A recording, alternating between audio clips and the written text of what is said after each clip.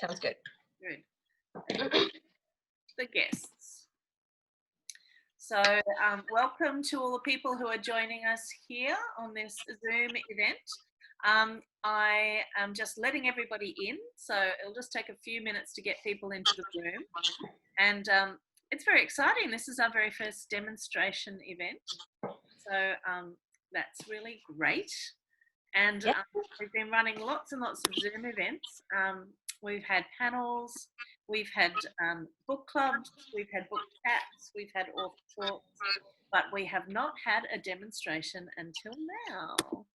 And I'm excited. So just imagine that you're at Avid Reader, you're out on the back deck. It's a chilly old night out there. We don't have many chilly nights, but we should enjoy them while they're there. Everyone's got a glass of wine. Hopefully a mulled glass of wine would be good. And we're just letting people through to take their seats. So just letting everybody in.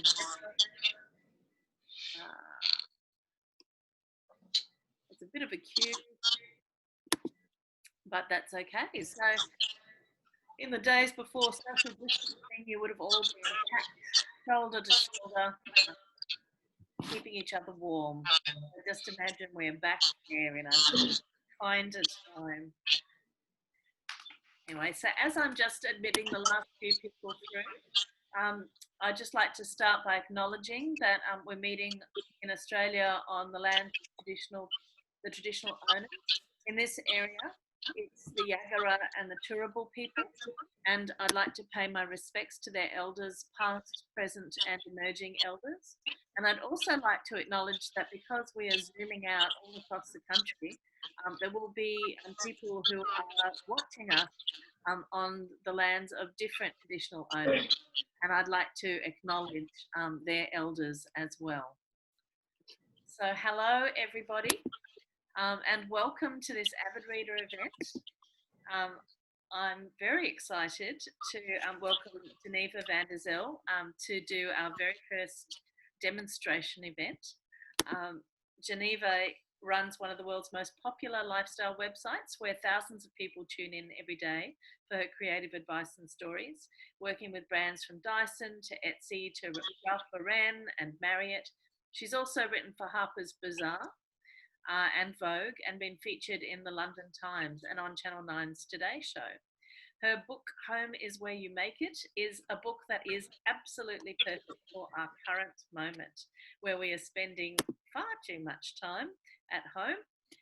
And the book is a bit of a treat when you are at home because it will make that time much more enjoyable for you. And I'll just share with everybody, I'll share the link to the book where you can purchase that at the Avid Reader bookshop, and we will send that out to you. But without further ado, I'll just pass over to Geneva Vanderzeil. Hello, Geneva. Hi guys, it's Geneva here. Thank you for that lovely introduction, Chrissy. It's really nice to be coming to you from my kitchen. It would have been nice to come to you from the back of Avid Reader, their beautiful event space, but this is also good too. Tonight I'm going to be sharing with you one of the projects from my book. I'll just show you my book actually. It is a room by room guide to DIYing and styling a home that you love. So basically it's full of tips, tricks, DIYs, ideas, and hacks for creating a really great space. And tonight we're going to be making a project out of it, and it's actually one of my favorite projects. I'll just give you a little sneak peek. It is the brass wall hanging project, and it's in the chapter about bedrooms because I think it's a really nice piece that's perfect to put in the bedroom. And and it's actually surprisingly easy to make, even though it looks a little bit complicated. So I'm going to talk you through all the steps tonight, and hopefully I can inspire you to get creative and also want to see some of the other projects in the book. So I'm just going to jump ahead. Well, I'm just going to jump in and I'm going to show you how to make the wall hanging.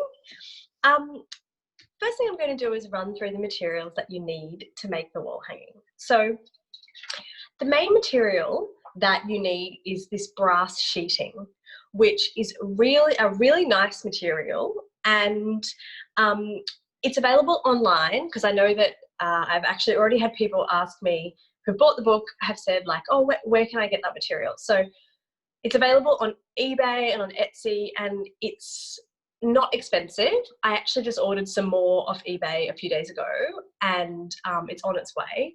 And I think it was about $12 for like a roll. So this is quite a inexpensive project. I bought a 0.2 millimeter thickness because that makes it really easy to cut, which is very important for this project. The brass sheeting is great for all sorts of projects. It's particularly good for like Christmas decorations or things like that when you want a little bit of shine in your project. So that is the most important item that you kind of have to custom buy for this project. But everything else you'll probably have at home already, which is one of the good things about this project. But if you do buy some, you'll definitely use it, and you'll use it for a lot of other things, because you can also make really nice earrings and jewellery out of this brass sheeting as well. So let me go on to what else you need. You need some basic tools like a hammer, scissors, and some jewellery kind of plier things. And I've got these jump rings. Let me see if you can see them. They're basically gold circle rings that I'm going to use to connect the wall hanging together. But if you don't have, or you can't find these jump rings, you can also just use like gold wire. You could use some sort of twine or thread, or even raffia. So what I talk about a lot in my book is that you can definitely use things to kind of retrofit the projects. You don't have to do them exactly as they are in the book, particularly if you're wanting to make a swap with the material you have, so you don't have to go and buy something. That's definitely something that I encourage. So you also need, I think I mentioned it, you need a hammer and a nail, which is to pierce the brass sheeting so you can kind of link it all together. I'm going to get started on the project now. So the first step is to create all the brass shapes out of this brass sheeting. So a good idea is to kind of think about what you want your design to look like to begin with. You can sketch it out if you want. I'll give you, I'll show you again that example of the shapes that we're using here. So I think it's really easy to make a statement piece like this by just thinking about different size circles, semicircles and squares, and then just kind of, once you cut them up, kind of playing around with how they sit together. Definitely adding your favorite shapes and trying to kind of put your own spin on it if you want to do that as well. So I'm going to start. The first thing I'm going to do, I've got this like lid from this tea tin that I'm going to use to create some of the circles. I find if you've got a little template like this, that it's a really easy way to get a perfect shape rather than drawing something by hand, even though you definitely can draw something by hand if you prefer. So I'm just using a pen and I'm going to trace, I'm just going to put that on top there and just trace that.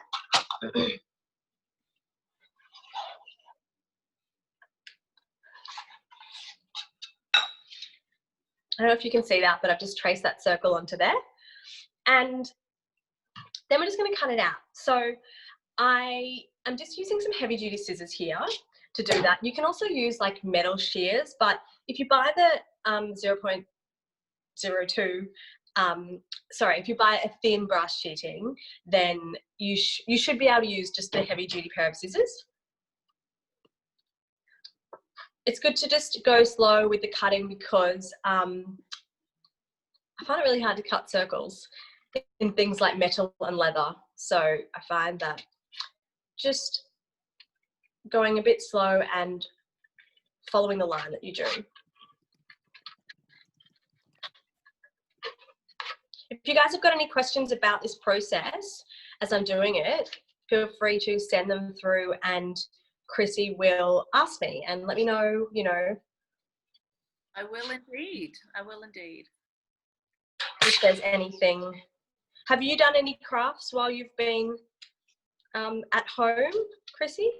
I have been getting into mushroom growing. I don't think that's exactly a craft, but I have been that counts. How to propagate mushrooms.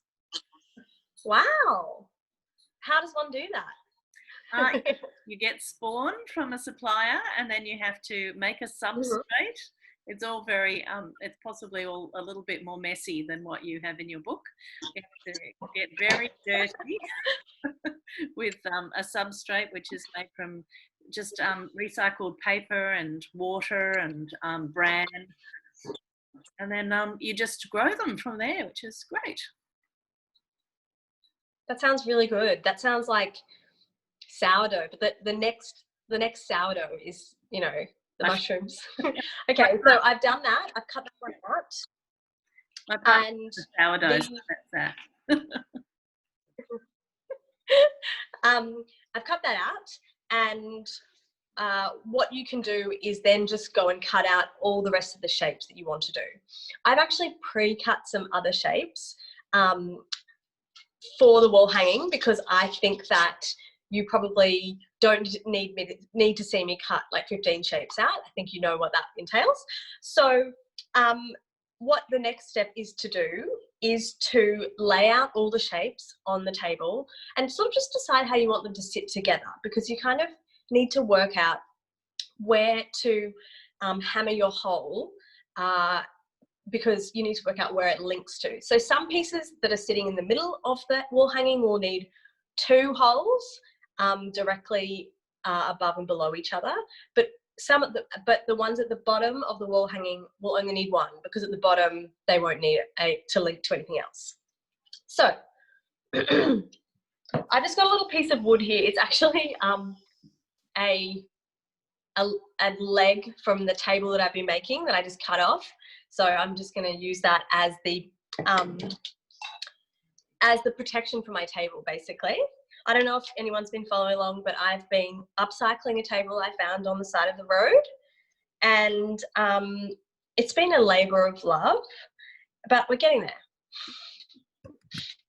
Okay, so I'm just going to, I'm just holding the nail to the top of the shape where I want to hammer it in. It's a good idea to hammer the nail in about 1/2 centimetre down, because you don't want it to be too close to the edge. So you'll see it'll kind of like get stuck on there, but then you just pull it out.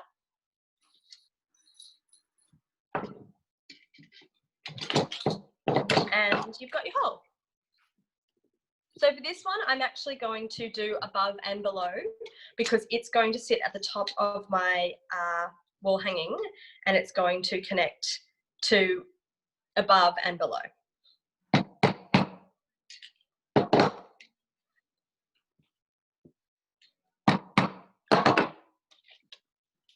There you go. You can see that I have done the holes there. So I'll share with you the other pieces that I have done. So I've done some, I've done some semicircles, and I've pre-punched them. And I've also done some squares as well. So now I'm just laying out my pattern to check how I want it to look. And the next stage, once you have decided exactly how you want it to look, is about connecting them all together using these jump rings. This is when you start to see how it's going to look, and it starts getting a little bit exciting. Oh, yeah, Heathcliff wants to. Your cat's like, I don't know about this Zoom business, but I'd like cuddles. Yeah, please don't look at the screen. Me. Yeah. Your cat's like, I love that you're home more these days, but I don't really understand why you're always talking to a screen. Is your okay? Like that? So, I've already started putting it together, so you can see that I've used these pliers to put it together using the jump rings. I'm just going to connect a few more pieces and then I'll show you. So is your dog a little bit needy in this lockdown, Geneva? He's actually not a needy dog at all, which is quite funny because we brought him from Hong Kong and he was a perfect apartment dog because he was just super chilled and didn't need much. So I think he's actually wants us to go out and leave him alone. We're like, we can't go anywhere. Like a cat. Yeah, he is actually like a cat. We always said that. I don't know why he's like a cat. I'm just looking in the book to see if I'd like to do the same pattern that I did originally or if I want to mix it up. I think I'm going to do the same one just to keep it simple. So I'm just connecting them all together.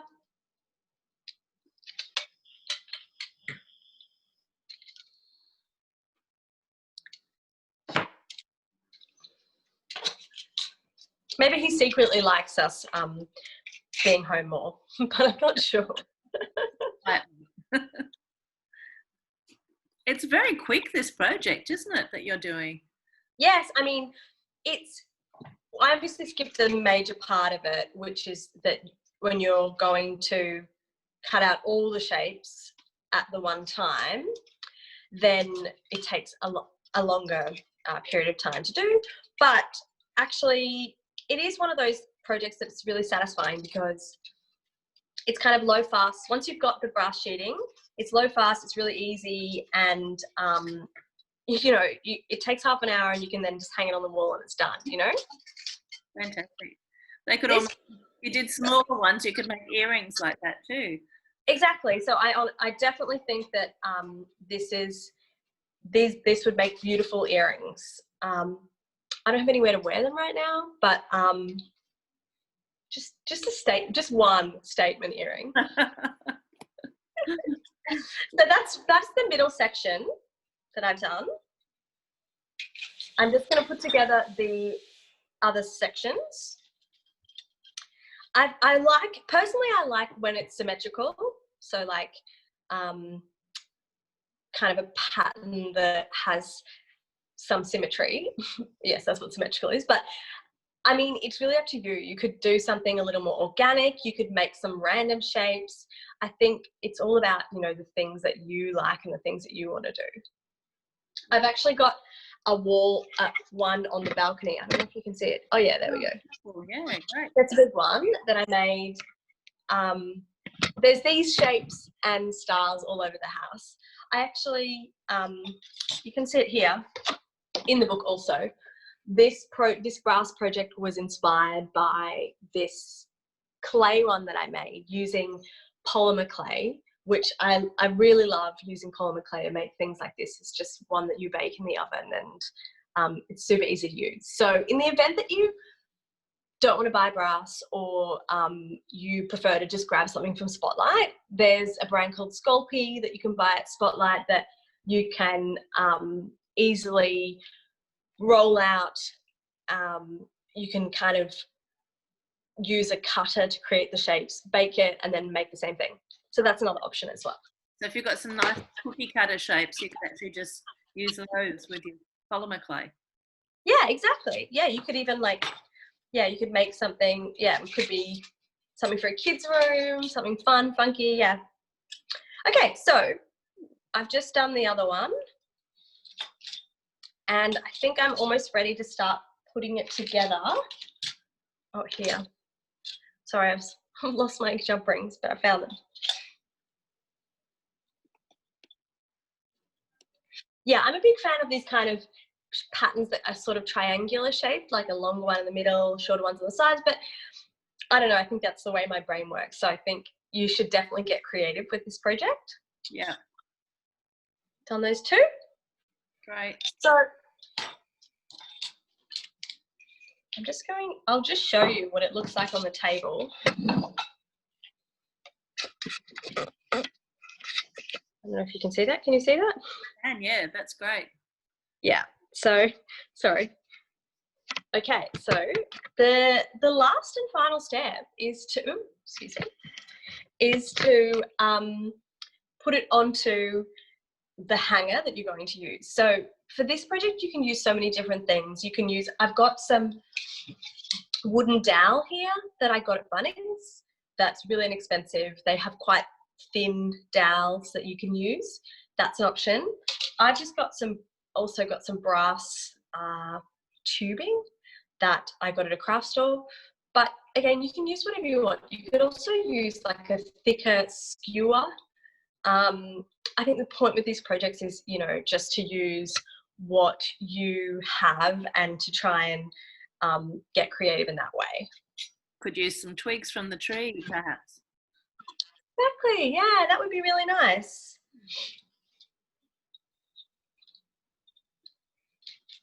Rummaging in your own backyard. So I've just put a jump ring at the top and closing it up. And then you can just making sure to close it up quite carefully. You can just slide it on. Now there's a question here from someone in the audience too. Mary's just asked, do you use hammer and nail on polymer clay? Sorry, what was that? Do you use the hammer and nail when you're using polymer clay is the question. No, actually, it's a really good question.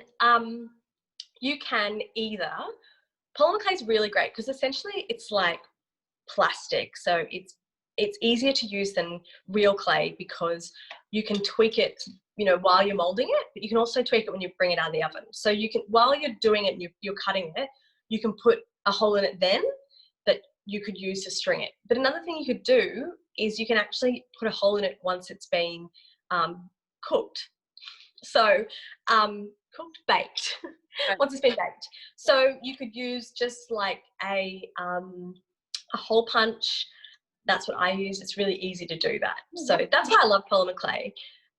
One thing I always do when I make polymer clay, these shapes, is I just make all circles and then I cut them in half when they come out of the oven, some of them to create half circles, because I find that the cut then is a lot sharper, a lot cleaner. Because I think what you want the wall hanging to look like is really professional and like all the edges are really sharp. So that's one way that I have worked out how to do that even better. Great. Okay, so here we go. It's happening. I definitely recommend trying this in polymer clay. I love it. There we go. It's all coming together. Beautiful. Now, the last step, thank you very much. Yeah, the brass sheeting is very impressive, actually.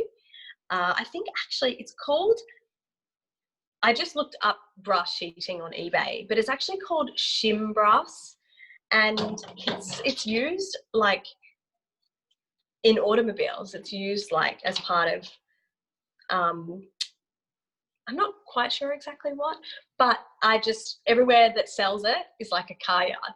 So. Okay. It's good to find those materials that surprise you, you know? Yeah, absolutely. So I'm just grabbing some thread to put to kind of create a hanger for it on the wall. So everyone watching, if you do have any questions, just type them in the chat function and I'll be able to pass them on to Geneva. Yeah, I'd love to answer all your questions, because I think, you know, when I put these projects together for my book, I tested them and I thought about the most key ones that I wanted to include. But often I've been thinking about them for so long that I know them so well that people ask questions and I think, oh yeah, like that's a really good question, but I had not thought of it. So yes, any questions, happy to answer. And also you can just hit me up on my email or on Instagram, Geneva Vanderzeil, if you'd like to ask any questions about the materials or the what any other tips and tricks for this project.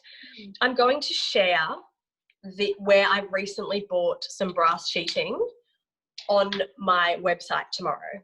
So I'm just going to share a little outtake of this project tomorrow, and I'm going to share the links of where you can buy this material, because I know that it's a key part of the project. Right. Is it GenevaVanderzeil.com? It's actually collectivegen.com is the website. Yeah. Collectivegen.com. Yeah. Okay. Yeah, we have like thousands and thousands of tutorials on Collective Gen. Heaps of home ones, heaps of before and afters, but also sewing tutorials. So that was how I originally started my website 10 years ago now, was mainly sewing tutorials. So we've got thousands of sewing tutorials on there if you're thinking about picking up a sewing machine this isolation. Right. Hey, Geneva, we've got another question. Even though we're... question has come in saying, what specific type of jump rings are you using for this? Where do you get those from? These are about 7mm jump rings. You can just get them from Spotlight. They're jewelry jump rings, and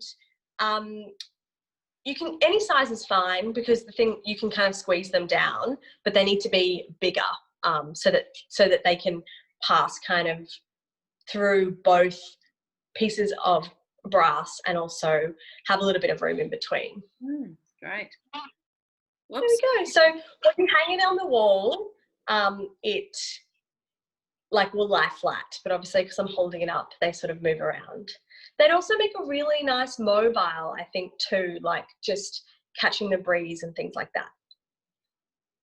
We have Lisa saying that Lisa's 3-year-old son keeps saying hello to you, and his name is Zachary. Oh, so hello from Zachary. Nice.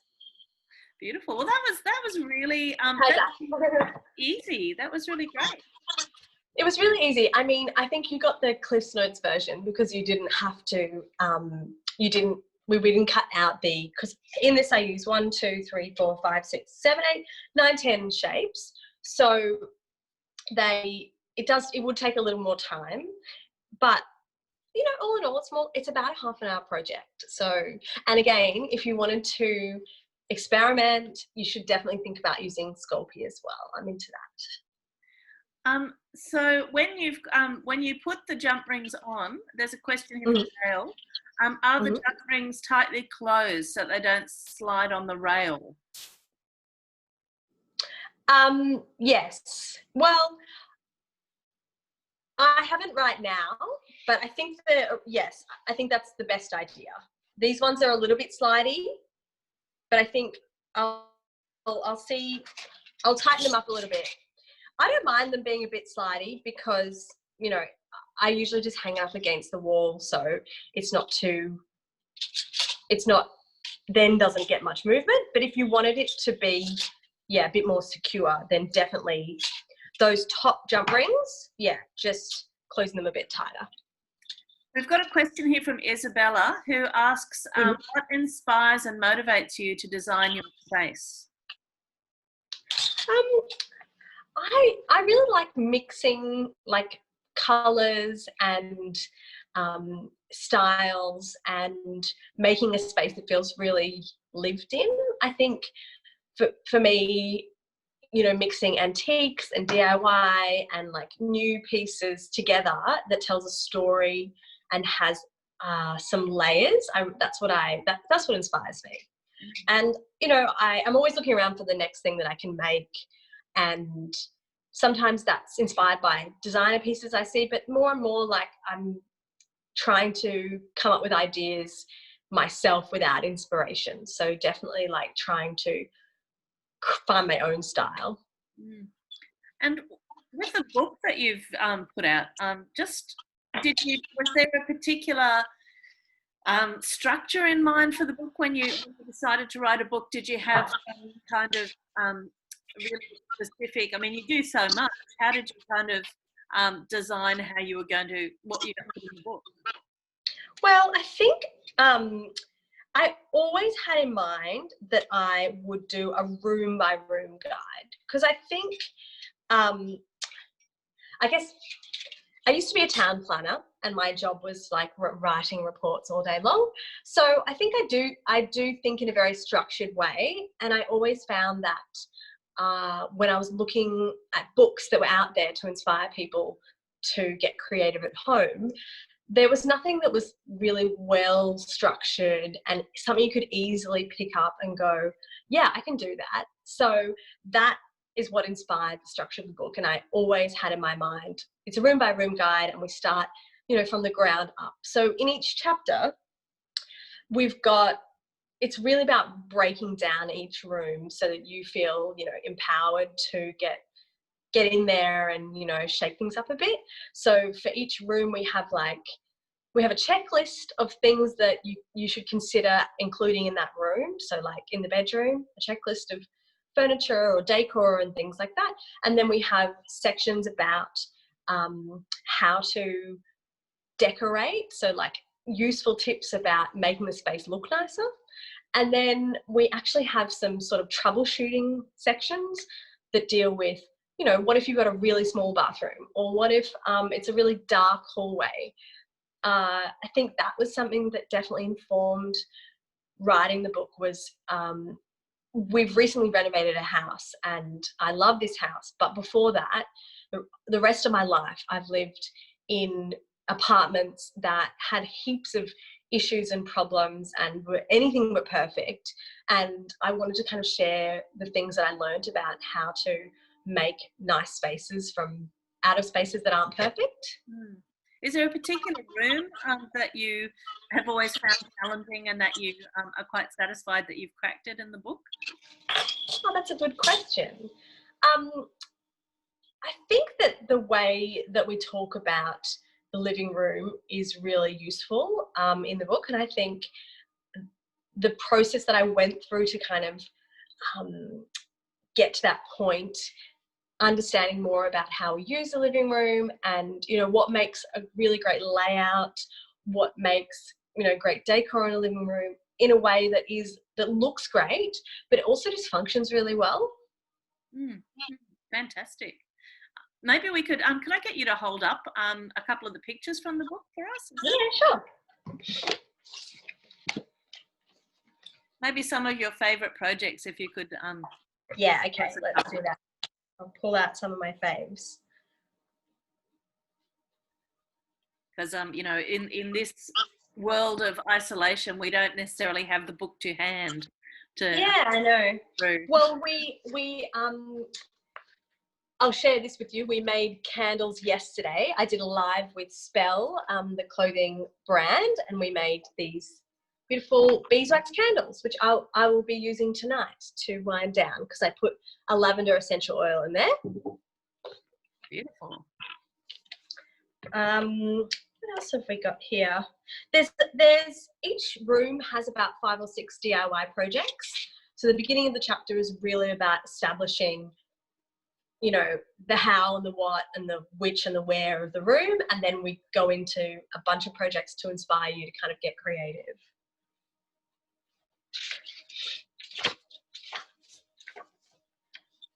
And there's a lot of different projects. Like this is, which I think is really great for isolation, this avocado dyed napkins. So basically taking scraps in the kitchen like avocado skins and the seeds and using that to dye cotton. It actually has a really beautiful pink tone. So, and you could also do that with onion skins. You can do that with a lot of different things. So that's a really fun one for the current, where we're at right now. Especially when we don't want to throw things out and we want to kind of reuse. Exactly, yeah. Yeah. And tie-dye. Tie-dye's all the rage now as well. It's back. Yes, I know. I'm like, will I do it? Remember the first time round. There's also a slightly more complicated project, which is this rug-covered bench. I'm a huge fan of using hairpin legs to create furniture. I'm not a furniture maker, but I think there's certain things that you can use to create projects like hairpin legs. Beautiful. Yeah, that one. And we've just got lots of like photos in the book to inspire like your decorating, and sections about all sorts of ideas about styling. And yeah, there's that checklist for the bedroom. Little bedside table made out of like just a box. Yeah. Where do you source the hairpin legs? Bunnings have them, actually. They have 40 centimetre ones, about this high. And they also have table height ones as well. You can, I think that they're the best priced ones out there. You can also get them on eBay and on Etsy. But Bunnings is the spot. I think the one in here, actually no, I didn't use Bunnings ones for this because I had some that I bought vintage, but I've recently made another bench that has like leather strapping, and we use those ones that look really good. Oh, fantastic. This has been really, really fun. Yes. I'm sorry about that noise. I'm not sure if you can hear it. It's the irrigation system for my all my hanging plants outside. We can't hear it. Oh, good. Are there any other questions that we have from the audience? Because it's been really fascinating. I think I'll go away and make something like that. Do you have a special toolkit? Asks Gail. Do you have and what's in that? Yes, we do. I do have a special toolkit. It's not overly complicated. Just actually, my house is quite small, so I don't have room to have heaps and heaps of tools. But in this book, we have, in the intro section, there's a lot of information about really just getting started on, getting creative at home. So we have a section called the toolkit.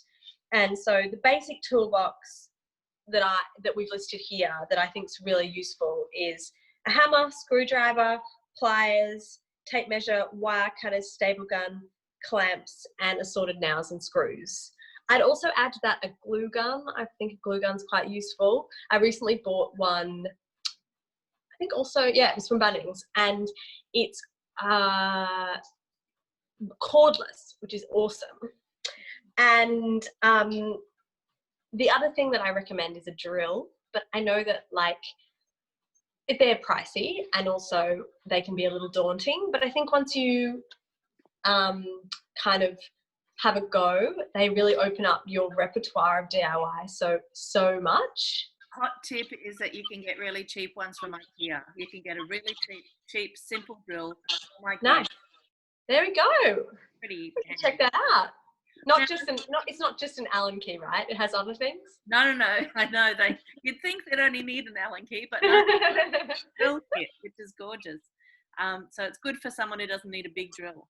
Now I've got a question from Amita, who says, further to the polymer clay question before, do you cut your polymer clay while it's still warm in the oven? And what do you cut it with?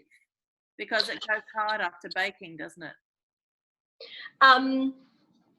You don't need to wait for it. You don't need for it to still be warm. I have a piece here. Do you want me to show you? Yeah, please do. I'll come back. Thanks, Alicia. I hadn't missed the question before, so thanks for alerting me to that. They just pop down the list. So if you do have any more questions, please type them in and I will try and let them know. So I recently made a few more circles from polymer clay. So these have just been cooked in the oven. Yeah. I'm actually planning to paint these. That's something that's great about polymer clay as well. If you have a specific colorway in mind, but you can't find it, then you can always just, use any color you want and then paint it, which is fun. So this is a to be done project, but see there how I have only just done the circles. I haven't done any half circles, and I'll show you. I just take scissors. This is the big difference between polymer clay and normal clay. and just cut it.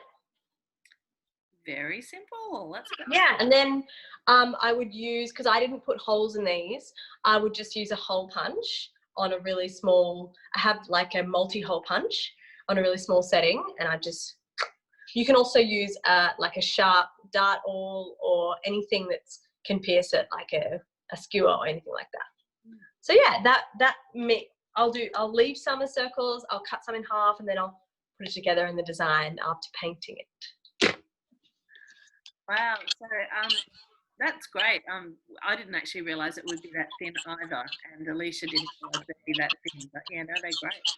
Yeah, I think that the first time I did it, I didn't know that, and it didn't look as good because I tried to perfect all the shapes before I cooked it.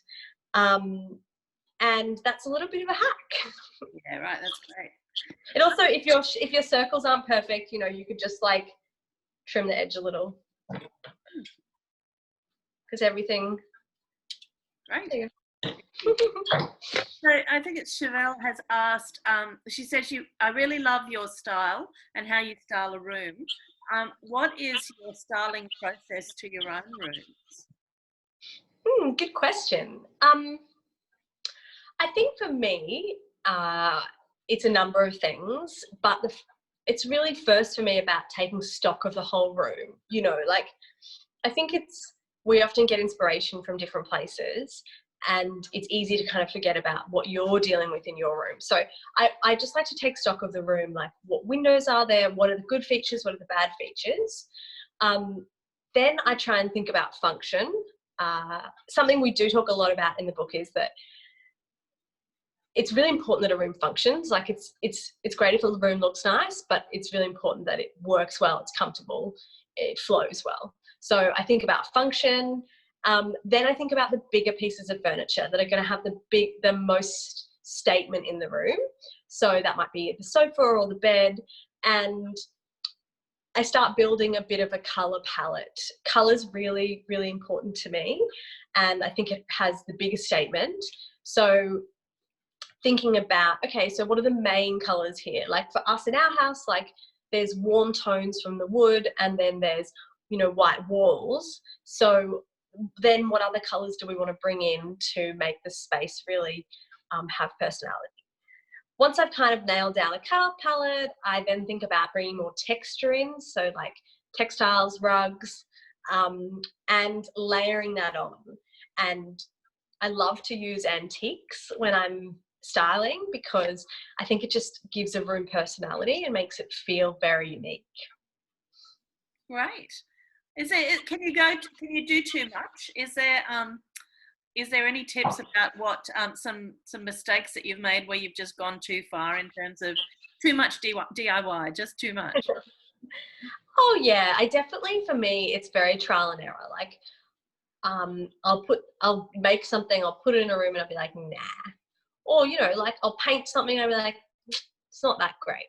I think my favorite thing about DIY and feeling, empowered to make things is that if you don't like it, you can just update it. You know what I mean? Like, I'm not all about throwing things out. But for example, when it comes to paint, I like to test paints and stuff, but I know that if I painted the headboard and I didn't quite like the tone, I could just paint over it, So for me, I love that creative process because nothing's too scary.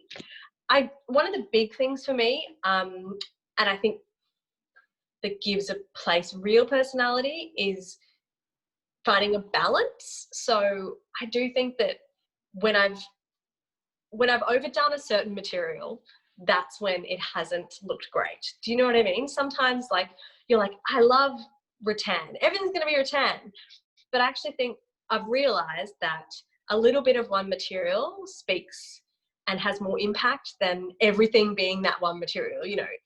Everything being mid-century furniture, it's sometimes by just having one really nice piece that's mixed with other things that has a more of a statement.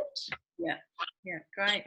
There's a question here from Stephanie, who is asking, I loved your project for the gallery wall in Franklin's nursery. What are some of your favourite ways to mix styling with decor that tells your family story and make your house feel like home. Make your house feel like home. Yeah, well, yeah, that for anyone who's not familiar, in Frankie's room in Hong Kong, actually, I did this big gallery wall with, this is when we lived in Hong Kong last year. I did a big gallery wall with all these little things that were part of her first year. So like the bracelet she wore in the hospital that I put in a frame, and a few cards that people have given us. I've actually brought a lot of it back. So there's the makings of another gallery wall in her room now. And I think gallery walls are so good because they allow you to put mementos where you can see them rather than, in an album or in a scrapbook. And they allow you to kind of enjoy those things more. I've been more and more putting photos up and trying to integrate more of those sentimental pieces into the design of the house, because it just, it gives a bit more of a personal touch. I've often thought, I've heard about people embroidering and putting together rugs for, people who maybe have dementia or Alzheimer's, and things like that. But I've often thought that it would be really wonderful if we allowed ourselves to do that while we, throughout our life, so that we're not just under a rug, we've got something that has memories. Yeah, I mean, we all have millions of photos on our phone, don't we now, right? And that's our biggest, most sentimental piece, it's the most sentimental thing we often have. And yeah, I think it was so nice to create this tactile gallery wall that had little reminders that Frankie could look at as she was growing up and see. We could talk to her about them and things like that. I think it told a story. Yeah. Fantastic. Are there any final questions before we close off the evening? I think we may have asked all our questions, but it's been such a fantastic night. Really enjoyed it, and I look forward to doing some more projects from your book. And so, if anyone wants to continue to interact with Geneva face to face, I think you've been doing a few of these sort of live. Yeah, they're so fun. I love them. Your website is the place to find out about that sort of thing? Yes, and Instagram, and definitely I have a newsletter as well, which is worth joining up to, and you'll get all my website posts and there we go, or any update like that. Thank you so much. Thank you for having me, guys. What I'm going to do is I'm going to unmute everybody now if I can. I'm going to see if I can unmute everybody. I've got allow participants to unmute themselves now. So if people want to unmute themselves for a final clap, you can press mute. And thank you very much. Right. I'm going to do gallery view so I can see everybody. That was my parents. It's been really great. Thank you so much. And we'll enjoy doing craft as we continue our lockdown. So brilliant. Thank you. Thank you so much, Chrissy and Avid Reader. I will definitely be popping in to grab a few new books now that I've worked my way through Annie's last recommendations for me. Well, here is the place that we can all buy your book and do some more creative practice while we're at home in lockdown. So great. Look forward to that. See you later. See you later. Bye. Bye. Bye. Bye.